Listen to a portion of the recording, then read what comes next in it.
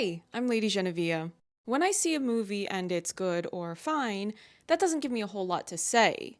But if it's excellent or if it's terrible, then we have something to talk about. And oh wow, do we have something to talk about today. Oh, jeez, I can't even say her name. Don't Worry Darling, the movie that has had every terminally online person talking for weeks for any and every reason besides the film's actual material. We paraded on the red carpet and you break off the engagement and embarrass me? I don't really want to rehash all of the personal drama, the PR stunts, and general mayhem this film's publicity tour has been causing, but I do have a Twitter account, so I can't say that I haven't seen and heard bits and pieces of it here and there.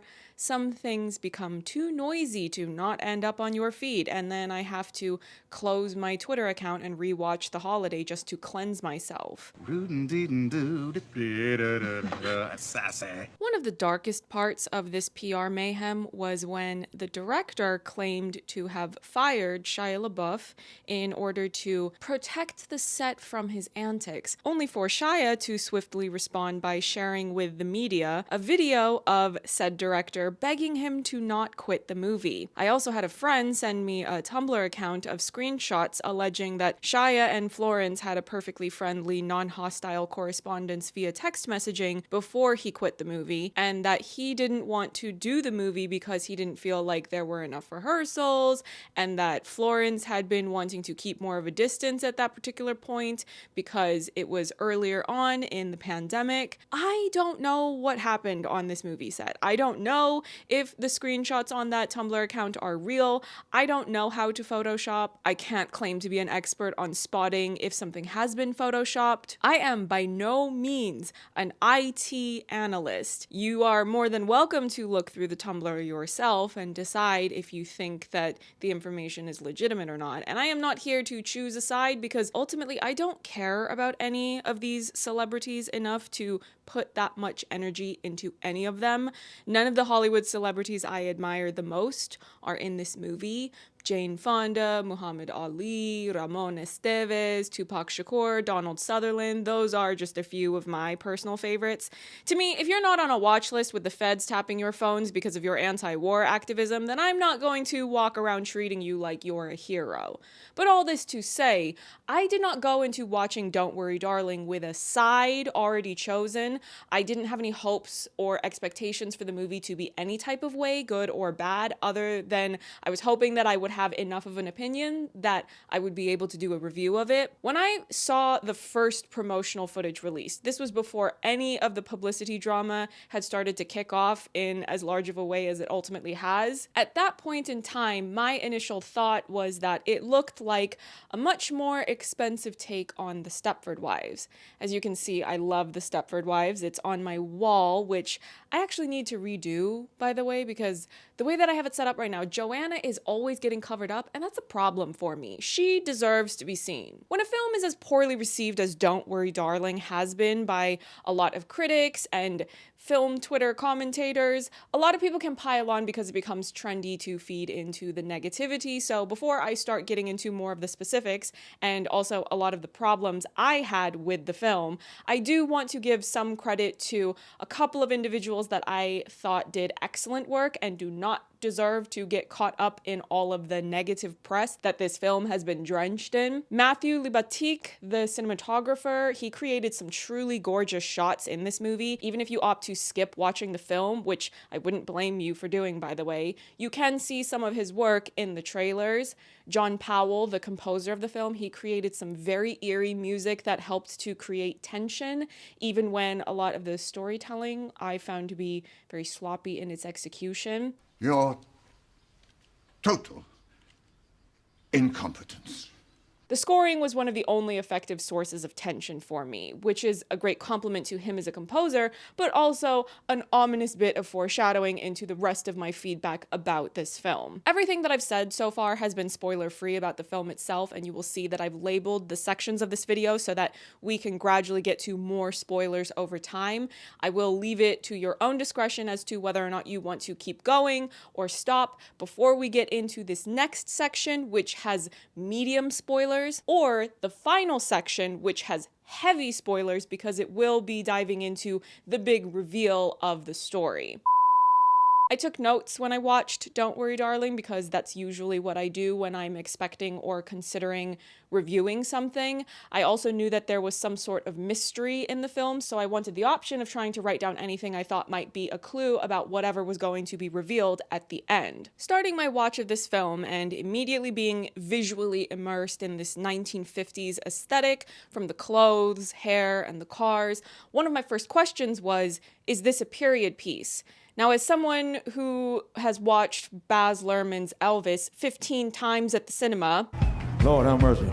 it was impossible to watch Don't Worry Darling and be convinced that this was indeed taking place in the 1950s. I had been watching the film for no more than 10 minutes. It was probably less than that. And then I wrote down in my notes, is this like The Village? Oh, y'all wanted a twist, eh? Please don't get cross with me for spoiling The Village, which I'm about to do. That movie came out 18 years ago, so you've definitely had plenty of time to see it. The Village is an M. Night Shyamalan film. The characters we see are living in this remote village, and the audience is led to believe that it's the 1800s. But what you find out at the end is that the movie is actually set in present day, but the village elders had all created this town to try to isolate themselves from the violence of the modern world that had traumatized each of them in some way. The reason why I was questioning Don't Worry Darling in this way so early on, when nothing had happened yet, was because even though there was this very superficial aesthetic of the 1950s, you have a predominantly white cast with only a couple of non-white performers in the ensemble, but the movie had not made any mentions of race. Segregationism is a noteworthy facet of the 1950s in any story set in America. You would expect to see that in the attitudes of certain characters, what people interact or don't interact with each other, and where they interact. And there was no explanation or mention of people of different ethnicities living in this 1950s suburb or being in interracial relationships. So already I was suspicious. I also wrote down Stepford Wives again in my notes because there was, in a very broad sense, a similar concept of people living in a suburb that is supposed to be idyllic, but there's also something sinister and foreboding lingering beneath the surface. The first hour of this film is extremely lacking in meaningful plot or character developments. Florence Pugh's character, Alice, is prone to experiencing time jumps where she'll black out and emerge from that blackout sometime later, and neither she nor we as the audience know how she got there or what happened while she was blacked out. A massive problem with how much they do this is that it goes on for so long that the narrative ultimately lacks cohesion or direction. It's extremely difficult to get to know her as a character, the world that she exists in, who her husband Jack is, that's Harry Styles' character, and even my guy Chris Pine, who is, I guess, supposed to be the villain, he's hardly even in this movie. Where is he right now? There are a lot of people poking fun online about Harry Styles' acting off of a few unflattering clips from this film, but to be honest, my issue was not even with his acting. It was with a combination of bizarre choices with directing, editing, and story all intertwined. Even Florence Pugh, whom more or less everyone knows is a capable performer, I couldn't really connect with her performance the way I've been able to when she's been in other projects because of how choppy this film is.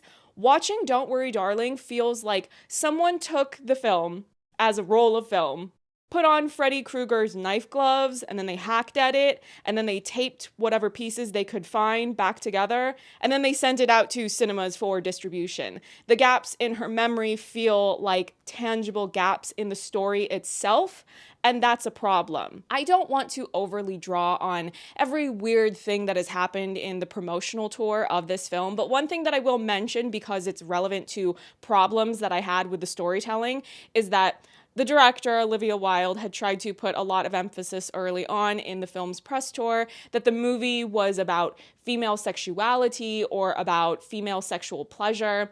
Having watched the film now, that's a very weird thing to say because that's not what the film is about at all. Florence and Harry have two physical encounters at the very beginning of the film, and after having watched the film in its entirety, it feels like that was supposed to be informing the audience of how much love and passion these two seem to have for one another, but I don't think the film was effective in conveying that messaging. The second time that these two are getting physical with each other, and this is a spoiler, by the way, Chris Pine walks in on them and he's watching them, but even though Florence can see him, she doesn't stop. It's so weird and confusing. It's never explained. I don't feel like the scene retroactively makes sense once you know the ending either. There are so many things the film does to try to show the audience how Florence is questioning this world or feeling trapped, but far too often they're confusing and clumsy. The first hour of this movie is mostly Florence being anxious, confused, or stressed. It's mostly a waste of the runtime. The death of Margaret is one of the only interesting or noteworthy developments you get in the first hour of the film on a first watch. The CGI on her neck looks terrible, by the way. They should have just used a practical effect, put a prosthetic on, have her puncture it, have blood come out, et voila, a death that doesn't look terrible on the big screen. The CGI took me out of the drama of that moment. Margaret is a character that was questioning what was going on before Florence's character, Alice, but she doesn't get anywhere near as much airtime. And then we get to my second page of notes, and the first thing I have written is, this movie is so boring. There is such a lack of buildup, of tension, or growing and exploring the mystery of the story. Like I said, that first hour is just a lot of gapped memory loss, which got very repetitive, very quickly. Great cinematography can only get you so far when there is very little substance beyond that. The movie also had a recurring problem of being unintentionally funny. That thing I mentioned earlier of Chris Pine appearing to watch Harry Styles putting his fingers to work. You gotta put your fingers in the holes. I think it was supposed to be sinister or even scary, and instead, when Chris appeared, I laughed out loud.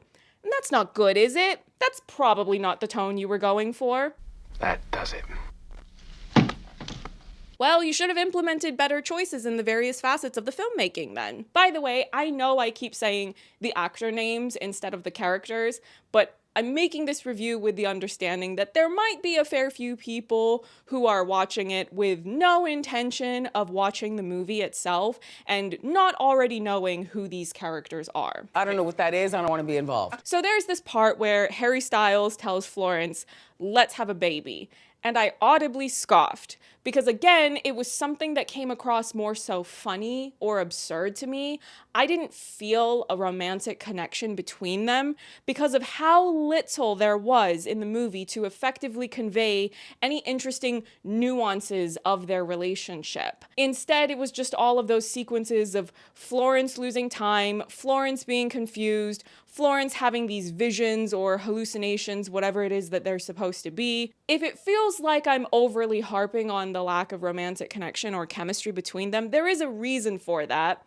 And I will elaborate once I get to the last section of this video, but without specifying, I needed to believe that they really loved each other more than I did. Another problem I had was how lacking in socio-political commentary the film was. I had not heard or read any interviews before watching this film, apart from that infamous clip of Harry Styles saying that this movie feels like a movie. It was really embarrassing. I like to avoid promo if I can. Sometimes it's impossible to avoid just by being online, but oftentimes I try to be as unspoiled as I can before watching a movie for the first time that I'm already planning to watch. Then after I've seen something, I can start looking up more interviews or trivia if I want more information or context. I figured there would be some sort of take on sexism, perhaps, but I wasn't entirely sure. In watching the film before getting to the big reveal at the end, I was getting very bored by how little there was to tackle any interesting socio-political topics. You could make the argument that the 1950s setting is sexist, but again, you need to remember that I started the movie already being skeptical that we were even in the 1950s. 50s. The men seemingly drive off to work every morning while the women are at home, but I never heard any of the women characters saying something like, oh, well, can I work on the Victory Project? I'd like to have a job, and then be promptly shut down for trying to have a job as a woman. This lack of effective socio-political commentary is also difficult to elaborate on properly without getting into the largest plot spoilers, so let's just get into the final section of this video. One of the reasons why I couldn't really tell until the end that the film was in fact trying to address sexism is because Gemma Chan's character and Olivia Wilde's character both have their own moments of aggressively shutting Florence's questioning down. Gemma Chan's character is the wife of Chris Pine's character, and for much of the movie she is shown to be intensely supportive of him, of the Victory Project, of this weird little world that they live in. Olivia Wilde's character is revealed at the very end of the movie to have known the secret the entire time, and she chose to be there, which does recontextualize her actions a little bit, but it also raises more questions than it offers any clarity about the story or the world. Another general point of feedback I want to emphasize is that Chris Pine was wasted in this movie. It was a waste of casting him. It feels like he's barely in the movie. The movie simultaneously felt too long because of how boring it was, and also extremely underdeveloped, even though you had 2 hours to do something, anything, to get me invested in the characters or the world or the story. Chris Pine and Florence have one interesting scene where you get a glimpse of this really cool cat and mouse dynamic. It takes an entire hour to get there, and in hindsight, that scene and the fact that it offered something interesting is more frustrating to watch ultimately because they did so little to get us there, and then they didn't do more with that dynamic afterwards. Florence at this dinner party is goaded by Chris Pine into trying to come after him, to expose him. So she starts asking the guests all these questions about where they came from, how did they meet their spouses, and she's pointing out that they have very similar stories to one another, as do all of the people in the town. There is no build-up to that questioning. You don't have a series of conversations in the first hour between Florence and a multitude of people in the town to set up a series of overlapping or eerily similar backstories. She just starts exposition dumping over dinner. How can a film with so much pretty cinematography be so prone to breaking one of the most basic rules of filmmaking, which is show, don't tell?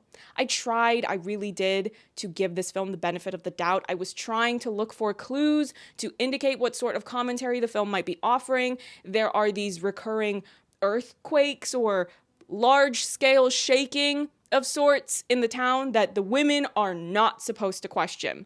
There was a point where I even wrote down fracking as a question because I wondered if there was going to be some sort of reveal to do with environmentalism, of how greedy capitalists want to live in wealthy ignorance at the expense of the planet. Nope. There was a point where I wondered if they might be hiding the men's involvement in making weapons because of the shaking and a plane that mysteriously disappeared. Maybe we could get some sort of commentary about the military-industrial complex. But again, nope. If you've seen the trailers, you will have probably seen that Florence and the other women are in ballet classes. These ballet classes are intertwined with Gemma Chan being very suspicious. She's saying these unsettling phrases that seem to be hinting at something foreboding about control, about order, and when you pair that with the fact that Florence keeps having these flashes of images that have not been explained just yet, I wrote down in my notes as another brainstorming theory, Clockwork Orange mind control. So to tally up, the 3 media references I had written down over the course of watching this movie before the big reveal were The Village, Stepford Wives, and A Clockwork Orange. And as it turns out, I was right on all 3 accounts. It's finally revealed in the last 20 minutes or so that they are indeed actually in the present day, just like in The Village. Florence was a doctor, a surgeon actually, in her life before the Victory Project.